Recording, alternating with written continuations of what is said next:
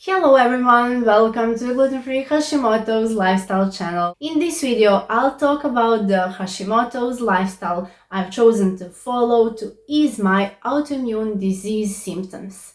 Below are 4 tips on how to dance with Hashimoto, along with my personal experience of how I felt before and after making these changes.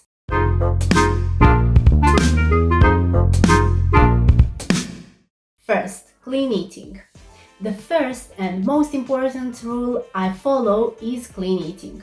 I try to eat foods in their natural form and avoid processed industrial products as much as possible. For example, I always prefer cooked homemade soup rather than using a packaged mix. I apply this principle to all the meals I prepare.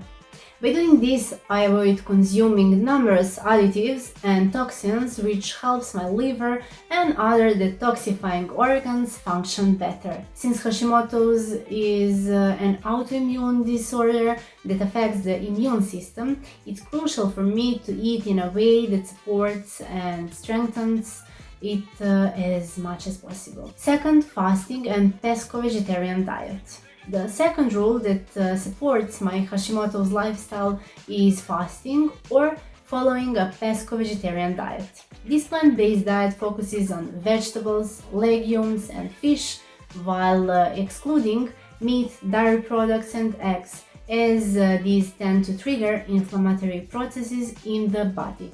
While these foods may not affect a healthy person, I've noticed a significant difference in how I feel after cutting them out. I also refer to this as a Mediterranean diet because I often eat fish rich in omega-3 fatty acids, which are known to support longevity.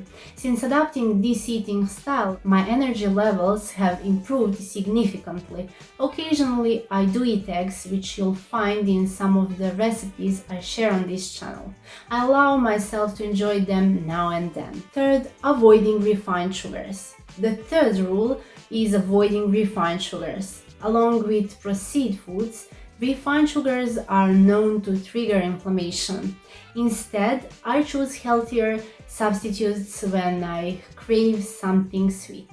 Since I have a sweet tooth, I'll be sharing sugar-free recipes on this channel to show you how I satisfy my cravings while staying on track. Fourth, eating with self-love. The fourth rule I've followed from the beginning is to approach food with self-love. When starting out, it's easy to feel overwhelmed by a list of foods to avoid, which can lead to frustration or a sense of deprivation. If you approach your new diet this way, it's easy to give up. That's why I decided early on to focus on finding alternatives to the foods I can't eat. This way I don't feel like I'm missing out. The decision to eat this way wasn't easy, but I realized my body didn't leave me much of a choice. So I made an agreement with myself. If I'm going to help my body, I'll do it out of love for myself. Now, my experience. When I changed my eating habits in 2018, I noticed significant improvements in how I felt daily. My energy levels increased and I started to look better too. At first, I noticed that my face was no longer swollen. I also managed to regulate my weight, but what mattered most was that I no longer felt unwell. The fatigue and the lack of energy that used to dominate my days disappeared, which was a big change for me. The choking sensation in my neck that I used to experience frequently has now become rare, appearing only during stressful times. With this video, I'm not saying this lifestyle is the solution for everyone, but if you're still watching, I encourage you to consider how the food you eat affects how you feel.